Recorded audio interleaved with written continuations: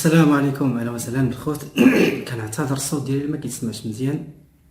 المهم شويه الحمد لله، كنشكر كاع الخوت والخواتات اللي اصلا داو معنا بالشفاء، والحمد لله القضيه دابا راه غادا وشويه كتحسن، لان كنت كنتخاف الاول شي برد عادي، ولكن داكشي كان كثر. المهم معليش، عندنا جوج الاخبار مهمين جدا. نهار 12 اللي كان فيه البلانو ديال المهم مناقشات الشهريه او اللي كدوز كل فتره في البرلمان، وذاك النهار بالتحديد انا كنت كنوجد على القضيه ديال الميثاق الدولي، فما كان عليا نركز على واحد.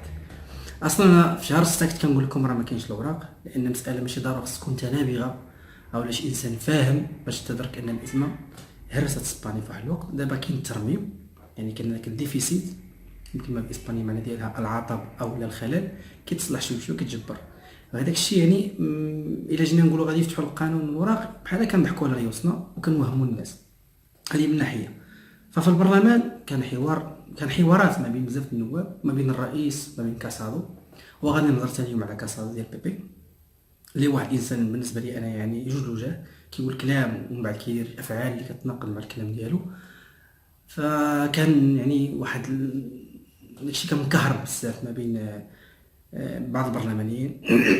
4 ديال الاحزاب حنا عارفينهم، بغض النظر ان النائبه انا ماريا سكرا اللي هي تابعه الحزب اليساري الجمهوري، حتى كتحاول وكتحاول وكتحاول، وبنفس الوقت كتحط راسها في واحد الموقف محرج، لان كتطالب ان الوراق الناس اللي كاينين في اسبانيا يصيبوا الوراق، رغم ان كتقول الحكومه الحاليه في شهر 6 وقبل شهر 6 كتقول ان راه القوانين كاينين، يعني ما على الانسان الا يركز على القانون اللي حيت اسبانيا ما محتاجاش العمال، فكيفاش غادي نفتحوا القانون وما محتاجينش ديك الضخامه وهذيك الانيوز دي بونانفا، يعني الايام اللي كان فيها الخير والفلوس وداكشي. كيفاش غنفتح؟ كتقول لك لا، اذا نصيبوا الوراق اللي كاين هنا، الا صيبنا الوراق وفتح القانون ما غاديش يفتح القانون الاسبان، غادي يفتح القانون غادي يجيو كاع امم كثيره. لهذا هاد السيده هادي كتركز على شي حوايج اللي ما عندهمش الاساس. انا غادي نحط واحد الحصه البرلمانيه فيها في اكثر من 10 السوايع. انا بديت من الصراحه تصنتي 5 السوايع وشي حاجه، ما كان 6 السوايع، ولكن اللي كان كيهمني هو وزيره الهجره والعمل ولا التشغيل. الى تقدروا تدخلوا، انا كتبت لكم تحت الرابط ديال اليوتيوب فين كاينه الحصه، تقدروا تدخلوا، ولكن بداو من الساعه من 7 السوايع و25 دقيقه او لا 24 باش نشوف. ها هي كنشوفها هنا 7 السوايع و27 ممكن تبدا.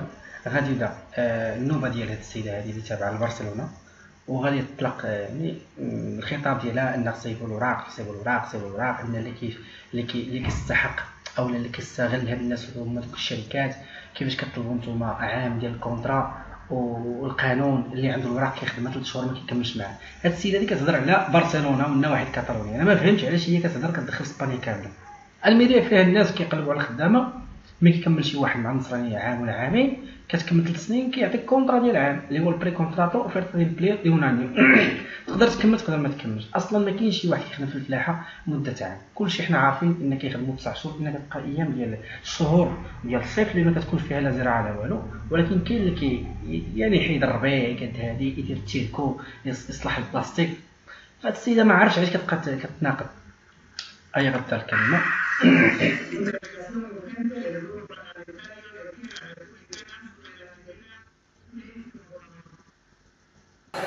Señoría, un poco de silencio, porque yo no tengo la voz muy bien. كنا ما عندناش لابوس موبيل كلشي واكل الضغط. المهم غنحاول نحاول نختصر باش ما نطولش عليكم.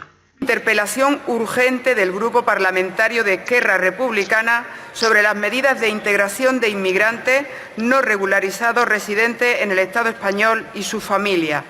كتهضر عليكم الناس يعني المهاجرين الغير شرعيين والادماج ديالهم وزعما وتسويه. Para su defensa tiene la palabra la señora Surra y Espadea. Ay, perdón que está aquí.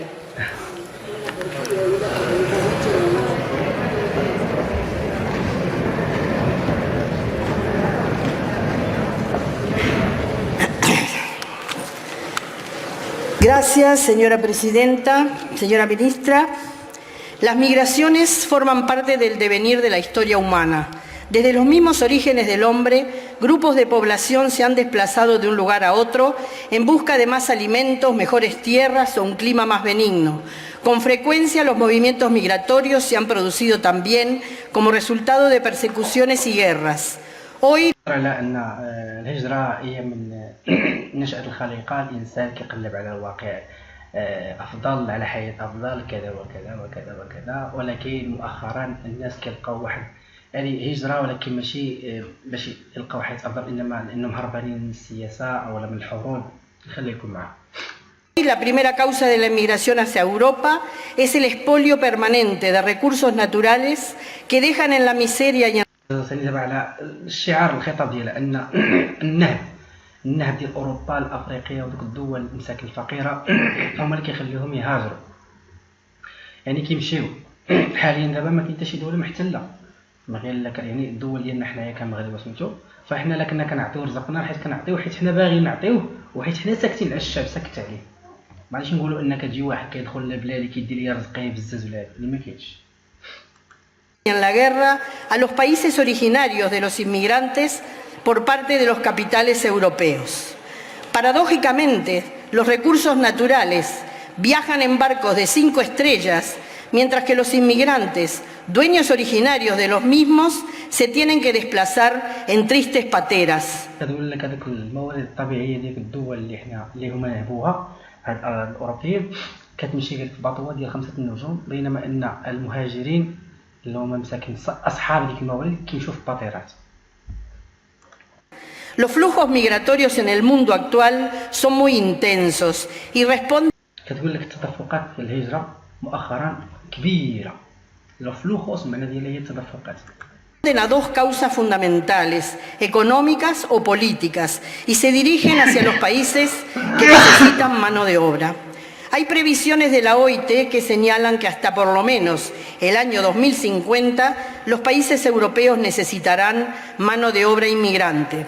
No fue por casualidad que los países miembros de las Naciones Unidas se hayan reunido hace pocos días para intentar gestionar los flujos migratorios de forma integral y a escala internacional.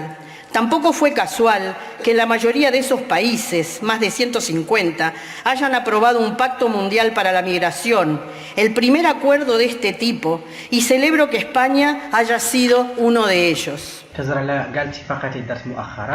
ما بين انجلترا وما بين اسبانيا وما بين دول اخرى، ودخلت في الميثاق العالمي او الدولي العالمي للهجره. يعني هادشي كامل علاش كيدار؟ اذا كاين واحد المشكل ديال الهجره، حنا عارفين هادشي كاين، ما حتى واحد ما نكر ان كاين مشكل ديال الهجره والتدفقات كبيره. نكملوا معاها. España es un lugar, en lugar de tener una política de Estado frente a las migraciones, ha optado en los últimos años por la ley de extranjería y en lugar de favorecerse con la inmigración como Estado, hace que los beneficios se los lleven los patrones y el gran capital. يعني اسبانيا الحكومه ديالها السياسه ديالها بحال كنقولوا حنا كتلعب بالقانون ديال الهجره لا لي اكسترانجيريه، يعني بلاصه ما يساعدوا الناس ويديروا لهم اوراق ويديروا دي تصويت، فقال لك بحال كيخليو ان المصلحه ترجع لاهالي الشركات ارباب العمل. La precariedad laboral que esta ley consigue y que fomenta la economía sumergida lleva incluso a la baja salarial de los demás trabajadores. زعما كنقول لك هاد السياسه هذه كتخلي ان المارشي نوار يكبر، وان المتضرر هما دوك الناس اللي عندهم اوراق وما قادروش يخدموا، لان الباترون كيقلب على واحد ما عندوش الاوراق وكيخدموا لان ما كيخلصش عليه يعني الضرائب وداك الشيء، فهو كيتسمى رابح. واخا نكملوا. Es evidente que la disponibilidad de trabajadores indocumentados, dispuestos a trabajar casi a cualquier precio para poder sobrevivir y para poder conseguir un empleador que le haga un contrato de trabajo que facilite la obtención del permiso de residencia, tiene efectos negativos sobre el sueldo de algunos sectores de la población, sobre todo en aquellos que se caracterizan por realizar una mayor cantidad de tareas manuales. ان الانسان المسكين ما عندوش اوراق مضطر يخدم في اي خدمه وما عندوش الحقوق، وكيصدق مسكين خدام بواحد الثمن رخيص، وهذا الشيء ثاني كيرجع كيضر هذوك الناس اللي عندهم الاوراق. وشكون كينفع الباترونات، ولكن الا جينا نشوفوا هذا الكلام اللي كتقول انا ما عرفتش فين كيطبق، لان انا ولكن كنعرف الناس بالأوراق خدامين بثمن معقول. وماشي هنا هو برشلونه الناس كيقولوا حنا خدامين في هادشي ديال البني وخدامين سميتو، يعني كاين بنادم ندرك، ما غاديش نقول لك 100%، ولكن ما يمكنش شي واحد كيتخلص بواحد العدد قليل لان حيت لا رضيتي به حيت انت بغيتي. اصلا الباترون ولا النصراني ولا الخيفيه ولا رب العمل ما كيقولش انت عندك الاوراق تاخذ قد وقد وانت عندكش الاوراق تاخذ القد وقد، ما كايناش. واصلا ما كاينش شي واحد غادي يقدر يخدم شي واحد حراك وعارف ان السيكتور ديالو او نوع العمل ديالو مهدد اش كيقول لي هذا بالتفتيش ديال لجنه العمال او الانسبكسيون ديال الترافاي. Además de tener menos cotizantes a la seguridad social, incluso para poder financiar las pensiones y poder asegurar el aumento equiparado permanentemente con el IPC. كتقول زعما كاين شي ثاني انسان الا كانوا يبقاو يخدموا الحراقه. دابا الا جينا نشوفوا هاد السيده كتقول ان الحراقه هما اللي خدامين، يعني الا جينا نشوفوا اذا السيده هذه كتعترف ان راه اللي خدام هو اللي ما عندوش اوراق، وان قالت لك اسيدي دابا ان حتى صندوق الدعم يعني الكوتيساسيون اللي هو اللي كنخلصوا حنا كنكوتيسيو كل شهر قليل، وهذا كيضر ثاني بالدوله وبالسيكور سوسيال والضمان الاجتماعي والتقاعد ديال الناس كبار. اذا جيتي تشوف اذا الناس خدامين، اذا الانسان اللي حرق راه خدام على حسب الكلام اللي كتقول هي، اذا الانسان اللي ما عندوش اوراق راه خدام. ولكن هذا السيد اللي ما عندوش اوراق واش ما كياكلش، واش ما كيشريش، واش ما كيستهلكش، واش ما كيخسرش فلوس، واش ما كيصيفطش، واش ما هنا فين كيتناقض. Quitémonos la venda de los ojos, aceptemos la realidad, pongámonos los puntos sobre las IES y tengamos un debate abierto sin hipocresías. No خاصنا غير كاسين نحيدوا البنده على العينين ونهضروا بالواقع، نتكلموا باللي كاين بلا نفاق بلا زواق. son los inmigrantes lo que hacen que los sueldos sean precarios. No son los inmigrantes los que quitan el empleo a los españoles. Es la ley de extranjería diseñada para el capital, para la empresa y para el patrón sin escrúpulos. هذه كتهضر على قالت اسيدي راه ماشي هما المهاجرين الغير شرعيين، هي قالت هنا مهاجر ما قالش شرعيين ولا غير شرعيين، هي كتهضر على الميغرانتس. ماشي هما اللي حيدوا الخدمه للصبليون، ماشي هما اللي تعداو على الاقتصاد، ماشي هما اللي داروا، انما لا لي ديسترانخيريه، يعني هي كتبغي تهاجم فقط على القانون ديال الهجره اللي مسيباه ولا التصميم تابع للبي سي اي ولا الحكومه الحاليه، لانه هو اللي يعني كيضر، يعني مع هو صعيب فما كيلقاش الانسان كيفاش يصيب الوراق ديالو. ما عرفنيش شده مره تقول لك اللي حرك خدام واللي ما خدامش هو اللي عنده اوراق، مره كتقول لك صندوق الدعم ما كيخلصوش والفلوس ما كايناش، مره تقول ان هادو خدامين ما فهمتش. يعني هاد السيده دي ماشي الهم ديالها يخدم من هذا ولا ما يخدمش، هي كتقول خصها ما كنصيبوا الوراق للناس فقط. Una ley de extranjería que no está diseñada para organizar los flujos migratorios ni tampoco para solucionar una realidad social de ahora y de futuro. يعني التصميم ديال هذا القانون هذا غير مجهز وماشي ماشي في بلاصتو وفي اخطاء كبيره وما عمره غيصيب المشاكل لا ديال اليوم ولا ديال الغدا ولا ديال المستقبل. Una ley de extranjería que no tiene en cuenta el hoy y el mañana. Una ley de extranjería que lejos de solucionar problemas los crea y sirve como catalizador de la criminalización de la inmigración por parte de los medios de comunicación. La campaña mediática y los rumores كتضر بزاف كتستعملها حتى كشعار او لا طريقه ديال توصيل المعلومات والاخبار بواحد الطريقه اللي هي مضره، يعني كتعدى على الاميرانتس. falsos hacen el resto para que se crea equivocadamente que por culpa de la inmigración hay menos puestos de trabajo, que los inmigrantes se llevan todas las ayudas sociales, que van a invadir el país o que le harán cambiar de identidad. بحال مثلا كتقول لك زعما الاخبار دي ماشي البي سي او اللي يطلقها. دابا هاد السيده دي ما عارف مين كتهضر، البي سي او عمره ما هضر على الموضوع هذا، اللي هضر على الموضوع هو الفوكس. كيقول لك ان المهاجرين هما بحال المرض، يعني غادي يهجموا غادي يحتلونا. المهاجرين كيعيشوا غير فقط بالايودات وهمهم الايودات، المهاجر هما اللي كيديو الايودات. O que se hará un efecto llamada si se legislan las medidas necesarias y contrarias a esta ley de extranjería inhumana. غير انسانيه هذا القانون، يعني هذا القانون اللي ندير غير انساني. Campañas mediáticas y falsos rumores que siembran el miedo, el pánico. Ese discurso, el discurso del miedo que dista de la realidad, cala en la masa lobotomizada que ciega de alas a las derechas más reaccionadas. غترجعني بالالغاز زعما هاد الاشاعات كتخلق ديك الرموز يعني اللي هي تابعه لليمن المتطرف ولا كتخلق تسمم وكذا وهذا. El miedo compra votos. La extrema derecha utiliza estas campañas racistas para crecer en Europa y en España. ان هادشي هذا كما كنقولوا حنا البرنامج الانتخابي ديال لافوكس او كاع الاحزاب اليمنيه كتستعمل هاد الاخبار وهذا الشيء كامل باش تربح وباش تخلق داك الفتنه وتخلق الخوف باش يعني كلشي يولي ضد. ماشي المراه كتاكل العصا او لا حيت غادي نحيدوا الضرائب ديال في حاله الورث او لا لا لا, لا.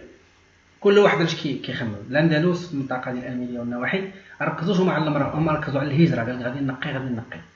فهذاك الشيء علاش يعني الا حنايا ما صحناش التصرفات ديالنا وما بيناش المجتمع ان حنايا الشعب راقي فهنا كيوقعوا المشاكل.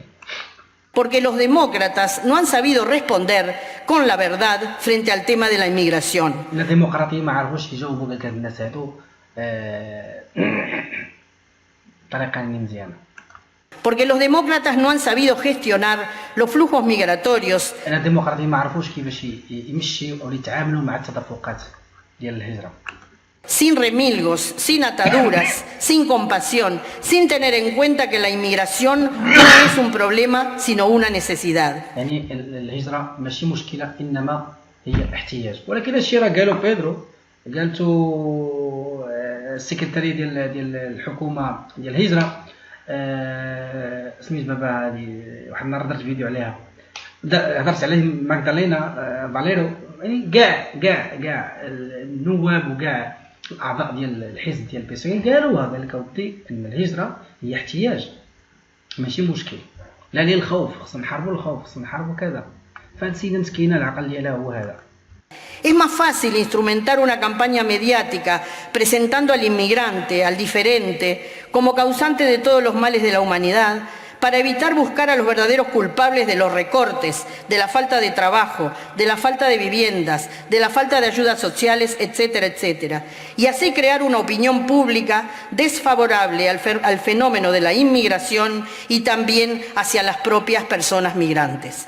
يعني بلاص ما نحاسبوا شكون سرق وشكون دا وشكون هادي وشكون نقص من كذا وشكون حيد الخدامه وشكون اللي حيد الفلوس وشكون حيد هادي، حنا زعما كنرميو كلشي على حساب المهاجر. El enemigo no viene en patera, el enemigo está adentro, en el capital, en los que difunden el discurso del miedo. كتقول لك العدو ماشي هو اللي يجي في الباتير، العدو هو اللي كاين معنا في راس المال، هو اللي كيخلق الفتنه. يعني لا ما خصها تهضر، هنا كتهضر على البوكس، ولكن هي كتستعمل البوكس وكتسلط الاضواء على الحكومه الحاليه بخصوص تسويه الهجره، يعني تسويه الاقامه. En los corruptos. En una ley de extranjería diseñada. شويه كتهضر على انت كتهضر على الناس اللي كيخلقوا العنصريه وكتهضر ثاني على الكوربتوس. شنو هما الكوربتوس؟ هما الفاسدين او النصابه اللي كيديو الفلوس ديال راس المال بالسياسه. ولكن فوكس باقي ما دخلش، يعني باقي ما شكلش نقولوا الحكومه باش غنقولوا عليه تا هو نصاب. حنا كنعرفوا انه عنصري، انه ما باغيش العرب، انه ما باغيش الاسلام، انه ولكن para dividir y para lobotomizar. En una ley de extranjería que no está. يعني القانون ديال الاسترانخيريه هو قانون كيقسم، يعني كنديروا فرزيات ما بين هذا وهذا. Al servicio de la realidad social. يعني ما تصنعش باش تكون تخدم الواقع الحالي او الواقع الاجتماعي. Y no nos hagamos trampas al solitario. En Andalucía, concretamente en el Ejido, con 32% de inmigración. دابا هي الشيء انا كنت عارفها، هي مشات فين دابا بلا ما نكذبوا. المنطقه الاندلسيه في الميريه باللي خيدوا اللي فيها 33% ديال المهاجرين. Que es la mano de obra barata de la zona, ganó la ultraderecha por su campaña racista. قالت لك اللي هي لا مانو باراتا. كيفاش مانو باراتا؟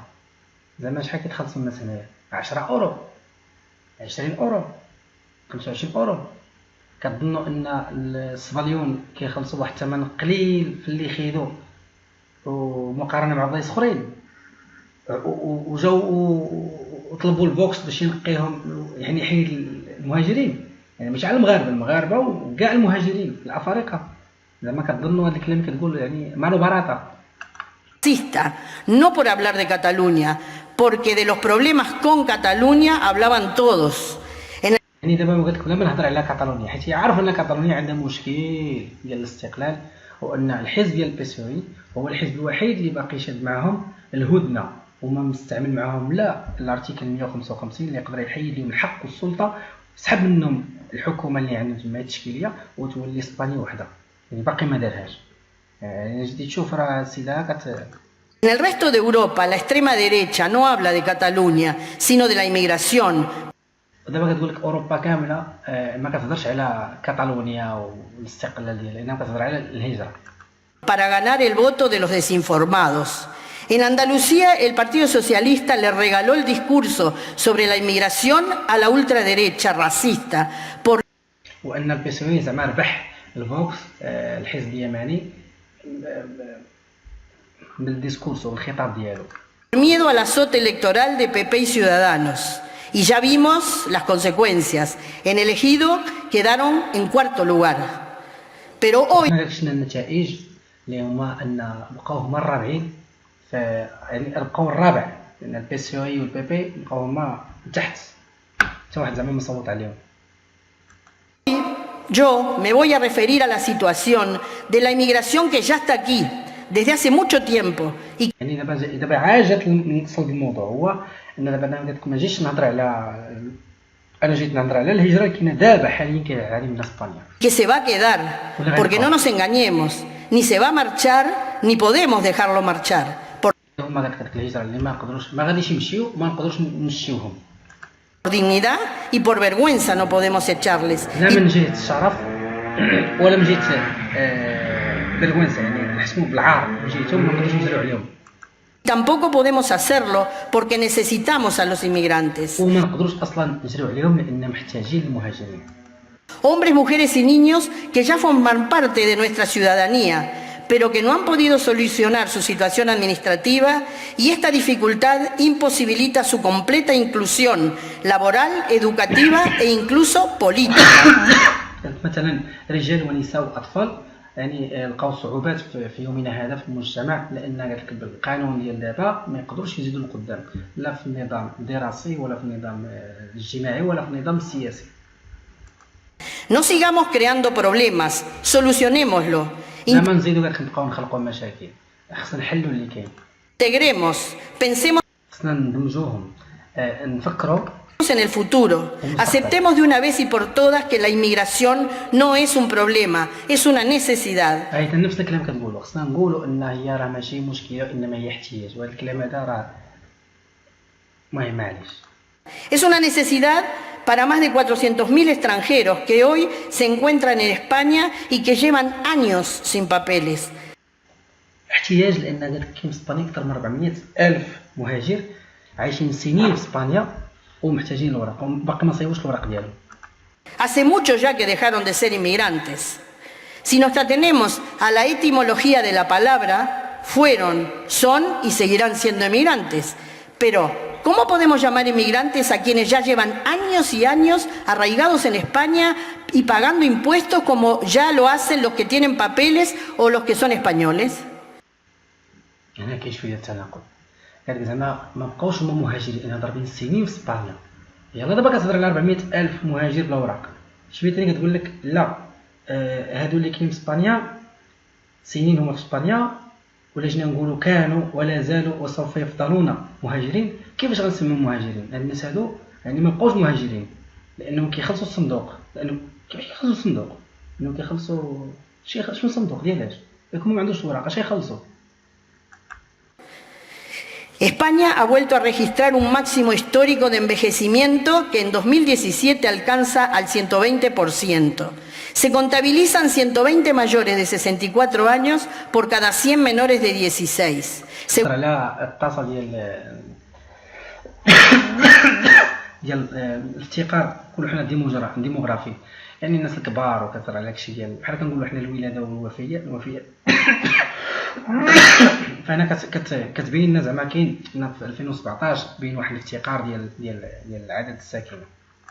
Según los últimos datos del Instituto Nacional de كاين Estadística. قاصرين اكثر من الناس، يعني قاصرين ثاني كاينين بزاف والناس الكبار التمكين. Ahí están los datos, las cifras que hablan por sí solas. España انا عارف ان اسبانيا 8 من 10 الناس، 8 من كل 10 الناس عندهم تقريبا 35 حتى 37 سنه. هادو هما اللي كيجيو، يعني كيجيو الشباب في القوه.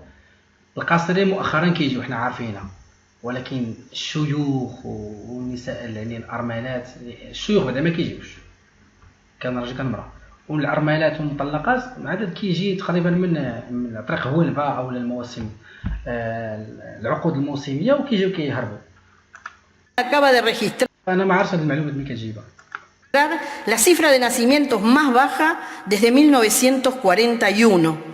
Para asegurar las pensiones se necesita asegurar la ocupación, la estabilidad del crecimiento de la ocupación, la calidad de esta ocupación, pero fundamentalmente hay que hacer frente a una restitución de urgencia del fondo de las pensiones.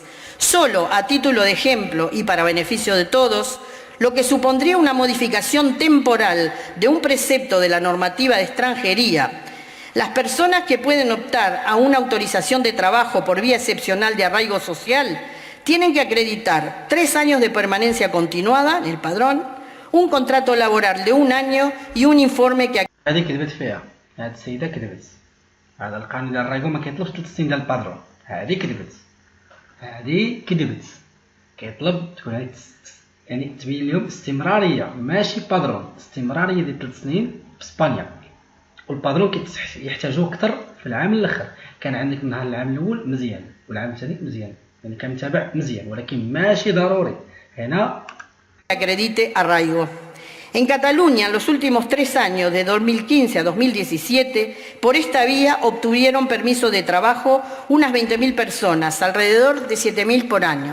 Hemos calculado que en un proceso excepcional y temporal, donde se modifique la permanencia de 3 a 1 año y modificando el requisito de contrato de trabajo de 1 año a 3 meses, habría por lo menos 20.000 سيدي 2015 عفوا 2017 كاتالونيا صايبوا شي 20,000 25,000 واحد صايبوا ليه وراق، واخا يعني ضربوا شي 7,000 الناس في العام. ولكن هي كتقول، هي كتقول ماشي هي، هذا عقلها، يعني يكون ينقصوا من 3 سنين يولي عام، مابقاش عامين دابا ولا السيده كتطلب دابا عام، يعني كتطلب دابا نديرو واحد حاجه تيمبورال. كنطلب منكم يعني نغيروا القانون ديال الريغو غير تيمبورال، يعني مؤقتا، ونعطيو لعباد الله الاقامه، يعني بشرط ان تبقى عندك عام في اسبانيا، وشرط ان الكونترا ديال عام تولي 3 شهور. كيفاش عام 3 شهور؟ لان عام هي الاستمرار ديال الحياه ديال الانسان، فالا نقصناها 3 شهور غادي تولي فوضى. personas más en condiciones de regularizarse, calculando a la baja. El efecto de esta regularización excepcional comportaría un mínimo de ingresos a las arcas de la Seguridad Social de 9 millones de euros y un mínimo de 20 millones de euros para las arcas de Hacienda.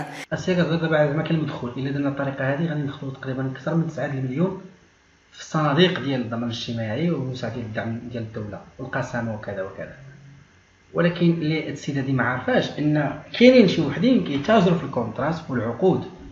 يعني واخا انت كتكتب الله انك غادي تاخذ الكونترا، راه كاين اللي كيخلص عليها وما كيديرش فيها حتى الايام، يعني غادي تولي وكر النصابين، وغتفتح مجال اللي كان العالم كله باش يصيب الوراق ديالو، ورغم ما يصيبش الوراق ديالو ان غادي يقدر يصيبهم، ومن بعد غادي يحيدوهم ليه. علاش؟ كيما وقع شحال هادي. ¿Se imaginan las cifras para toda España? Ante esta realidad que tenemos ahí, a la vuelta السيده دي نابغه ان فكرت بواحد الطريقه، فكرتها في الايجابيات، ان الناس غيصيبوا الوراق، ولكن ما فكرش ان الكونات اللي غتجي من وراها. de la esquina, en una sociedad donde cada vez tenemos más ancianos y menos nacimientos. كدوله ثاني عندنا الناس كبار، واحد الدوله اللي عندنا الناس كبار كثار والخصوبه او الولاده قليله. على هو الدراري المينورس اللي كاين في اسبانيا، اللي كاين مشكل ديال السته اللي انتشر في اسبانيا كامله، وقال لك بيدرو سانشيز الشهر اللي فات قال لك غادي يعطي 40 مليون ديال الاورو قسمها، وعاد باش هو اصلا كنقولوا حنايا قسمهم حتى هما دوك الاطفال على اسبانيا كامله. ¿Qué hacer? Tenemos mano de obra joven, inmigrante, de gente que lleva aquí años y nunca ha conseguido sus papeles, o de gente que los ha perdido como consecuencia de una restrictiva ley de extranjería. قالت لك يعني وحنا عندنا الشباب باقي صغير باغي يخدم وما سينوه في اسبانيا ما قدرش يصيب الوراق ديالو، اولا ضاعوا عليه الوراق ديالو، ان القانون صارم وكيصير على عباد الله. ¿Y podemos llamar a esa gente que lleva años aquí inmigrantes? Pues no. قال لكم بعد هادشي كامل نقدروا نسميوهم مهاجرين؟ لا ماشي مهاجرين، حنا اسبانيول. No, ya no son inmigrantes, son los papeles o la no tenencia de ellos los que los convierten en inmigrantes. Inmigrantes. Pero si llevan años entre nosotros, con nosotros, gente que quiere trabajar y que no viene a chupar del bote, como pretende la ultraderecha racista de Vox. يعني قال لكم ناس باغيين يجيو يخدموا، ما باغينش زعما يشربوا من نفس الكاس، يعني ينصبوا وياخذوا ويديروا يفعلوا كيما الاحزاب ديال فوكس. Es necesario ya formalizar un nuevo proceso extraordinario de regularización que no sería nada nuevo ni para PSOE ni para el Partido Popular. يعني انا كطالب ان خصو يفتح شي قانون يكون اكسبسيونال اكستراورديناريو، يعني غير معتاد باش الناس هادو يصيبوا الوراق ديالهم، وهادشي ماشي صعيب لا على البي بي ولا البي سي وي. No estoy proponiendo nada nuevo ni estoy inventando. ماشي جديد وما كنطالبش شي حاجه جديده ولا يعني شي معروف. Invitando a sus señorías a hacer inventos o proponer fórmulas sin sentido. Con el Partido Popular en 1996 se regularizaron por un proceso extraordinario de regularización un total de 21.294 extranjeros. En el año 2005 con el gobierno 90 فتح قانون صايب عباد الله شي اكثر من 25 ولا 24 الف مهاجر. في 2005 يعتذر Zapatero. gobierno de Rodríguez Zapatero, más de 100.000 extranjeros obtuvieron sus papeles también por un proceso extraordinario de regularización. واكثر من 100,000 مهاجر صار الوراق ديالو في العام ديال 2005. Y en el año 2005 se incrementó en un 4,8% la tasa de ocupación, frente a un 4% del 2004 y a un 3,9% del 2003. إلا ما ذكرت السيدة لأن هذاك الشيء اللي وقع في 2005 راه هو سبب واش وقعت الأزمة، لأن فعلا كانت الخدمة وكان ولكن ما كانش داكشي منظم، ما كانش قوانين اللي كتزمت بنادم باش ما يقدرش يزيد يطلع الفوق، لأن كلشي ولينا بغينا نوليو أغنياء. هذا كيشري الدار ب 400 مليون، هذا كيشري الدار ب 250 مليون، وكل واحد هو ما عارفش ان المدخول ديالو راه قليل، حيت انت كتدخل 1000 والكاستو 2000 اذا غتبقى طلع ومن بعد اتريب. ما يمكنش وكان اللعب وتخلويط في الديور وفي البنوك والطاسه ويجيب البيريتو ويجيب الطاسادور وبيع لي كذا. شحال كدير الدار 120 مليون، شحال غتعطيني البنكه؟ غتعطيني 80، ملي غنجيب 20% غادي نهضر مع البيريتو ونقول له زيد، يعني من بلاصه 120 غادي نقولوا 150 وغتشيط لك بريستامو بيرسونال وشري منه الطوموبيل وغتبقى لك واحد 2000 الاورو هبط المغرب وبين تما الحركه على عباد الله وغادا الدنيا بحال هكاك. لا حول ولا قوه الا بالله. Los procesos extraordinarios de regularización se han convertido en salvavidas temporales y lejos de ocasionar problemas han solucionado muchos de ellos. La inmigración es clave para el crecimiento demográfico y económico, ya que genera empleo para toda la población, según reflejan todos estos procesos realizados hasta ahora. يعني كتهضر قالك زعما ان الهجره شيء مزيان وانا متفق معها، انه كيساعد على النمو الديموغرافي والاقتصادي، وهادشي هذا كيكون في دراسات واحصائيات. El gobierno socialista tiene una gran oportunidad histórica y el futuro recompensará a quienes tomen esta decisión y a quienes se sumen a ella.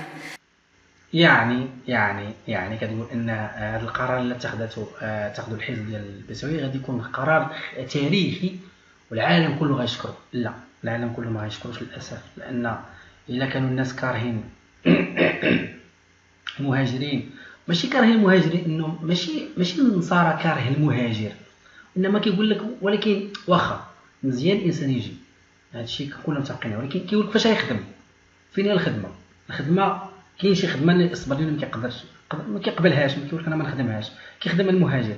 يعني هذه هي الفكره ديال الصباليون، يعني تكون الخدمه ولا ما تكونش، هو ديما الصبالي كيفكر واش فعلا غادي يعطيو الايوده، واش حيت الايوده ما كتعطيهاش اسبانيا، كاين صندوق الدعم الدولي اللي كيتفرق، اسبانيا كتاخذ منه واحد بورسونتاج وكتفرقوا على الناس، يعني ماشي غير الايميغرانتي، حتى الصباليون كياخذوا مساعدات. اكبر دليل البايس باسكو، ديك المناطق تمايا يعني بزاف ديال الحوايج. حتى المشكل اللي كان مع البايس باسكو زمان راه البي سي هو اللي حل المشكل ماشي البي بي.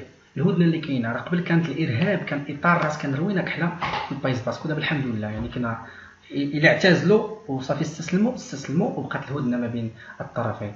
فانا ملي جيت صغير كنت ديما كنسمع اطار القتل تحلت المشاكل بالهدنه وشكون سببها البي سي وي. داكشي علاش ديما البي سي وي كيبقى ديما الرقم واحد رغم ان الراسماليين بحال كاسادو ودوك الاخرين ديما كيحاولوا يستعملوا الصوره ديال المهاجر. هما منافقين كيقول لك حنا ما نقدروش نعيشوا بلا مهاجر، ولكن في نفس الوقت كيقولوش بالمباشر، كيقولوا بطريقه يعني غير مباشره وما يقدروش يعيشوا بلا به لانهم راسماليين خصهم ديما شي واحد اللي يحلبوه.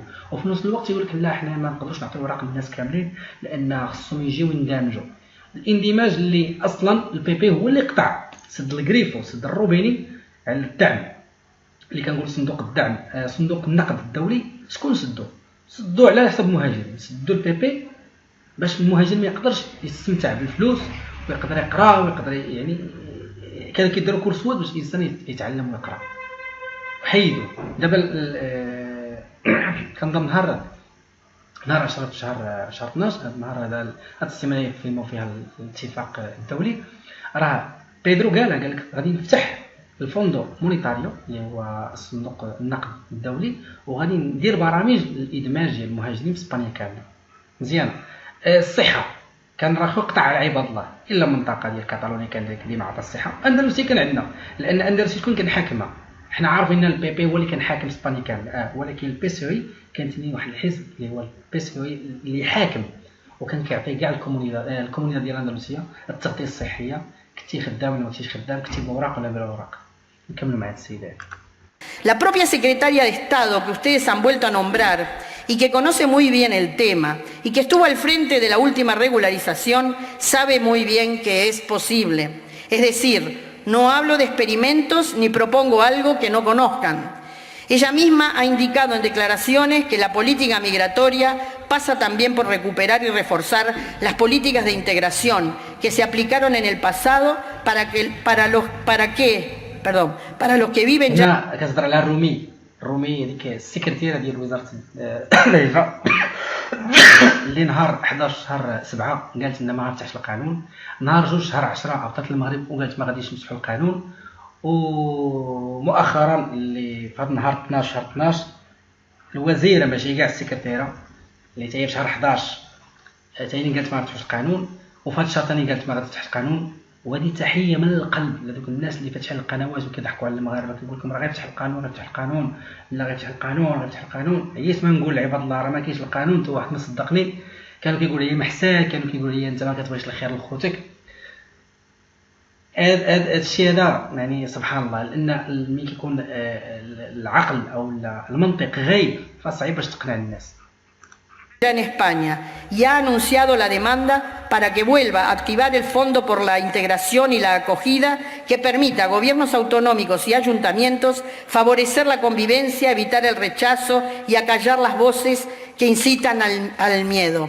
ما يستاهل ان هذا غتعاودي ان ديك السكرتيرات هي دعمت المساله وعرف ان السياسه ديال الهجره ان المهاجرين يعني هما فرد من سميتو كيعاونوا على النمو وانه كيديروا كيفعلوا فخاصهم زعما نديروا شي حاجه باش نسكتوا الافواه اللي يعني كيخسروا الصوره ديال المهاجر. اصلا هذه السيده هذه راه حتى هي راه مهاجره وخدت الجنسيه ودابا كتدعم. نهار جات انا قلتها المره اللي فاتت نهار جات لكاتالونيا ما جاتش لكاتالونيا جات لاسبانيا. ونهار دخلت اسبانيا وعشت في كاتالونيا صافي عجبها السيستم ديال كاتالان وبغات تبقى حتى هي ريبوبليكانه جمهوريه. Señorías, ante el discurso del miedo y del odio, ante las voces que dividen y siembran el pánico, ante la ultraderecha que lobotomiza con mentiras, hablemos claro, digamos la verdad. Es nuestra obligación solucionar un problema y podemos hacerlo y necesitamos que se haga, no para el beneficio de unos pocos, sino para una sociedad que envejece y que necesita de la inmigración. Basta ya de difundir el discurso del miedo, el discurso del odio, seamos sensatos. No plantearnos hoy el hacer un proceso extraordinario de regularización sería insensato, sería una irresponsabilidad política ¿Por qué no los debemos? Porque necesitamos gente que trabaje, porque es nuestra obligación moral con esta gente que no es invisible, porque están ahí afuera, fuera de este hemiciclo, porque están aquí dentro del hemiciclo, en las casas de muchos de nosotros, limpiando o ayudándonos con nuestros ancianos. Gracias. الشيء اللي جيتي تشوفوا على من كتهضر غتقولي المهاجرين لا ما كتهضرش على المهاجرين كاملين كتهضر على فئه. المهم نعاودو من الاول قالت لهم كتقول ان سيدتي الوزيره كنطلب منك زعما كاين اعاده النظر في هذه المساله هذه وخذي بعين الاعتبار ان حنا دابا خصنا نكونوا ضد هذوك البارتيدوس والاحزاب فوكسيس يعني جماعات كاملين اللي كيقسموا الناس وكيخلقوا الخوف من المهاجر. خصنا نساعدوهم وخصنا نفتحوا شي قانون لان لما فتحناش قانون غتكون واحد الحاجه اللي هي غير عقلانيه لان الانسان خصو يكون عقلاني وخصنا نساعدوا هاد الناس هادو لان بزاف من هاد المهاجرين يسكنون بيوتنا ويساعدون الشيوخ او الناس الكبار كبار السن عندنا. دخلنا عليكم بالله كاع المهاجرين في اسبانيا عايشين في الديور ديال النصارى كيقابلوهم. شكون هما الناس الفئه اللي كتخدم في الديور وكتقابلهم؟ المغاربه. كاين واحد الحاجه قليله جدا ولكن شكون هما اللاتينوس. يعني هاد السيده هذه ولا هاد السيد النائبه المحترمه انا ماريا سورة ما كتهضرش على العرب، ما كتهضرش على المسلمين، وما كتهضرش على الفئه اللي هي ديالنا حنايا، كتهضر على الفئه ديال اللاتينوس. نجيكم من الصراحه هادشي اللي كاين. للاسف باقي ما كاينش شي عربي مسلم نقولوا حنا عنده جنسيه اسباني داخل البرلمان يدافع على المسلمين والعرب. قلال كاين شي حاجه ولكن قليله بزاف. فهذا ما كان. غنشوفوا دابا الرد. متاسف الا طولت ولكن خصكم تعرفوا كل شيء لان هذه الطرف اللي حيت انايا مؤخرا لقيت ديك النهار واحد الاخ سميتو الجزائر اخبار الجزائر تقريبا واحد الشاب كان سولني قال لي هو راه سمعت غادي يفتحوا اذا شنو منفي على الاتفاق اذا واش غادي يحيدوا القانون السن اذا اسئله لا عقل لها. فانا قلت له اخويا الله يهديك راه كتهضر على فتح القانون اما القوانين مفتوحه يعني القانون الا كانت مفتوحه تعتقدوا ان الانسان هذه واخا الحزب ديالو واخا كطلب يطلب غادي يقدروا يغيروا ميثاق بيان رسمي ملكي فيه لجنه الوزراء فيرما عليه؟ راه يستحيل. خاصكم واحد الاغلبيه الساحقه باش يتحيد. Muchas gracias, señora Surra. A continuación, en nombre del Gobierno, tiene la palabra la señora Ministra de Trabajo, Migraciones y Seguridad Social.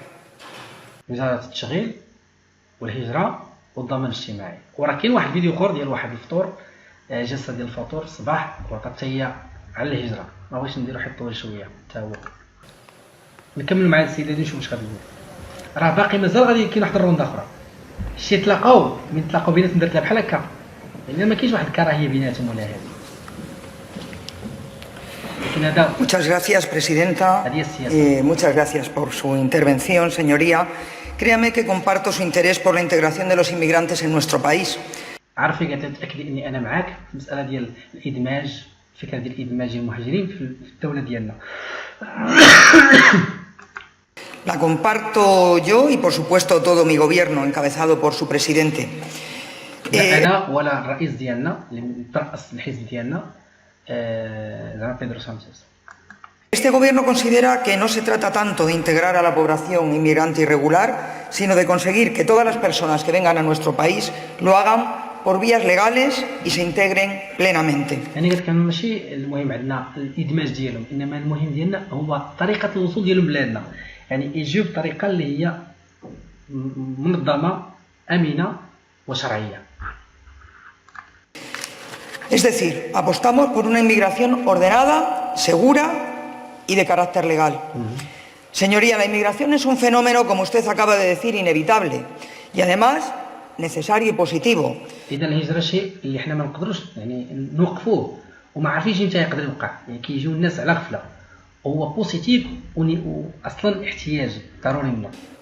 Me ha de decir en más de una ocasión, y usted lo ha dicho también aquí esta tarde, que es tan antiguo como la historia de la humanidad. عدة مرات قلتها وتنتي قلتيها معايا في هذه القاعة هذه أن الهجرة يعني مشيئة الخلق يعني ديما كانت الهجرة. Inevitable por la concurrencia de distintas causas que usted también ha puesto de manifiesto, conflictos انيفيتابل، يعني ما نقدروش نتحكموا فيها لان ديما الاسباب كتكون كثيره اللي كتخلي بنادم يهاجر. Bélicos, migraciones ambientales, una sociedad cada vez más globalizada y sobre todo por el aumento de la desigualdad. En definitiva, يعني اسباب كتكون يا اما الحروب يا اما السياسه اما هذه اما هذيك، او الاختلاف غير مساواه في الدول الاصليه. يعني الا مشيتي لبلاد لقيتي الفقير كينعس السنقه وكيذود وكياكل طرود الزبل، وواحد عايش في فيلا، عرف اذا دوله زينه. se produce un efecto huida de la miseria, de la enfermedad, de las persecuciones políticas y de las confrontaciones bélicas. Es un fenómeno necesario también porque la evolución demográfica de nuestras sociedades así lo señala. Según el informe sobre previsiones demográficas publicado por la IRED el pasado mes de octubre, España necesita la llegada... الإحصاءات اللي دار شهر 10 دابا ندخل نقرا لكم هي عندي هنايا كيفاش كومو كونتريبوي لا ايميغراسيون ا ميجورار لاس كاركاس اسبانيوز، كيفاش يعني كتساعد الهجره باش نعمروا الصناديق الاسبانيه ديال الفلوس المال. ومن بعد نقراوها. Cada media de 270.000 inmigrantes netos anuales de aquí al año 2050. Y acallar las voces De distintas causas que usted también ha puesto de manifiesto: conflictos bélicos, migraciones ambientales, una sociedad cada vez más globalizada y sobre todo por el aumento de la desigualdad. En definitiva, se produce un efecto huida de la miseria, de la enfermedad, de las persecuciones políticas y de las confrontaciones bélicas. Es un fenómeno necesario también porque la evolución demográfica de nuestras sociedades así lo señala. Según el informe sobre previsiones demográficas publicado por la IRED el pasado mes de octubre, España necesita la llegada media de 270.000 inmigrantes netos محتاجه اسبانيا يعني في النمو الديموغرافي ديالها 270,000 anuales de aquí al año 2050. يعني 270,000 مهاجر سنويا. هذيك 250,000 راه خلاوها في الاخر. باش نكون واقعيين، عرفتني هي 270,000 مهاجر سنويا من هنا حتى العام 2050. هذا الخبر هذا الا سمعتوه هو كاين في الدقيقه 7 سوايع و 43. من دخلت نقلب عليه لقيته هنايا هو كيقول لك Valeria asegura que España necesitará 250,000 inmigrantes al año hasta 2050. يعني والوزيره ديال العمل كتسينيالي ان واحده من الطرق باش نحاربوا المشاكل الديموغرافيه واللي غتساعدنا يعني الغناء نديروا لاباس الصندوق ديال السيكوريتي السوسيال هي ديك 250,000. واخا هي قالت هنا 270,000 ولكن بالاحصائيات تقريبا خصهم يطلعوا. هذه نكملوا مع الفيديو ساعه ندخل هنا نعطيكم تقريبا علاش هادشي كيتقال. También el Fondo Monetario Internacional ha advertido وحتى الفوندو مونيتاريو انترناسيونال اللي هو الصندوق النقد الدولي علمنا قال nuestro país de que para mantener el sistema de la seguridad social necesitará la llegada de más de 5 millones de inmigrantes. باش نقدروا ندعموا الصندوق الدولي يعني الصندوق ديال الضمان الاجتماعي في اسبانيا محتاجين 4 المليون. باش نشوف واش 4 المليون